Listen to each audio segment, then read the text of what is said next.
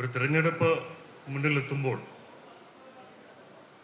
പ്രകടന പത്രികകൾ പലരും പുറത്തിറക്കാറുണ്ട്.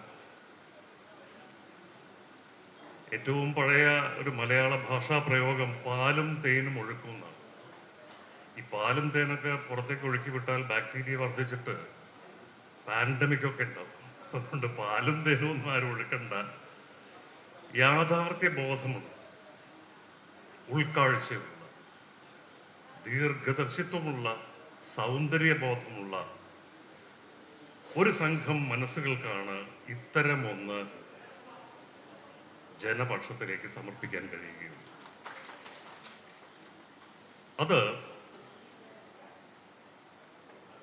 പ്രവർത്തന പരിചയവും പ്രവർത്തന മികവും ഒപ്പം ലക്ഷ്യം മുന്നിൽ അത് എത്ര ദൂരെയായാലും അതിലേക്ക് നിശ്ചയദാർഢ്യത്തോടെ യാത്ര ചെയ്യാൻ കാണിച്ച നെഞ്ചുറപ്പിനും തന്നെ വീണ്ടും ഇങ്ങനെ ഒരു മാനിഫെസ്റ്റോയുമായി വോട്ടർമാരെ സമീപിക്കാൻ കഴിയുള്ളൂ.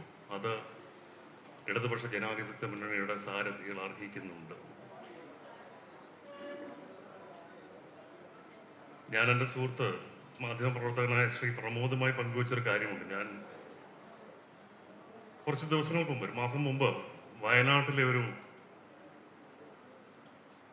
ഒരു ആയുർവേദ സെന്ററാണ്. അവിടെ കുറച്ച് ദിവസം ചികിത്സയ്ക്കായി പോയി. അപ്പൊ എന്നെ കാണാൻ വന്നൊരു സുഹൃത്ത്, അവിടുത്തെ പ്രശ്നം വെച്ചാൽ ശ്രീ ശ്രേയൻസിന് അറിയാവുന്ന സ്ഥലമാണ്. അവിടെ ചായ കാപ്പിയൊന്നും അവർ അനുവദിക്കില്ല, കിട്ടില്ല.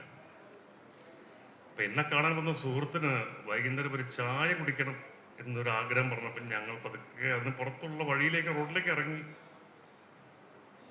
വളരെ ഒറ്റപ്പെട്ട തിരുനെല്ലി പഞ്ചായത്തിലെ ഒരു ഗ്രാമപ്രദേശമാണ്. നമ്മുടെ കബനി നദിയുടെ കുറുവ ഐലൻഡിൽ ചേർന്നിട്ടുള്ള സ്ഥലമാണ്. അപ്പൊ ആ ചായക്കടയിൽ എൻ്റെ സുഹൃത്തൊരു കട്ടൻ ചായ ഓർഡർ ചെയ്യുന്ന ചായക്കടയിൽ അതിൻ്റെ ഉടമസ്ഥനായ, അല്ലെങ്കിൽ എല്ലാമായ ആ മനുഷ്യൻ മാത്രമേ ഉള്ളൂ അവിടെ. അദ്ദേഹത്തിന് ഞങ്ങൾ ആരാണെന്നൊന്നും അറിയില്ല. അപ്പൊ ഇത്തരം ആളുകളെ കാണുമ്പോൾ സ്വാഭാവികമായി തോന്നുന്ന ഒരു കൗതുകത്തിന്റെ പേരിൽ ഞാൻ ചോദിച്ചു, എന്തൊക്കെയാണ്, തിരഞ്ഞെടുപ്പൊക്കെ വരാൻ പോവാണല്ലോ, ഇവിടെ എന്താണ് സർ, വർഷങ്ങളായിട്ട് ഇടതുപക്ഷം ഭരിക്കുന്ന പഞ്ചായത്തല്ലേ? ഞാൻ പറഞ്ഞു, അതല്ല ചോദിച്ചത്, അസംബ്ലി ഇലക്ഷൻ വരില്ലേ, അപ്പൊ എന്താവും?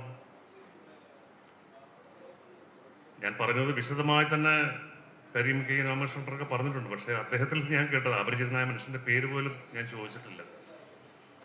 പട്ടിണി കിട്ടിട്ടില്ലല്ലോ സർ, പട്ടിണി കിട്ടിട്ടില്ലല്ലോ. ഈ കോവിഡ് കാലത്ത് പണിയില്ലാതെ ഇരുന്ന ഞങ്ങളെ റേഷൻ കടകളിലൂടെ സ്ഥിരമായി ആഹാര സാധനങ്ങൾ തന്ന് സംരക്ഷിച്ചില്ലേ?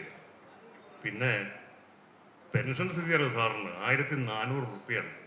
അതിന് കുടിശ്ശികയല്ല, ഇപ്പം എല്ലാ മാസവും കിട്ടുന്നുണ്ട്.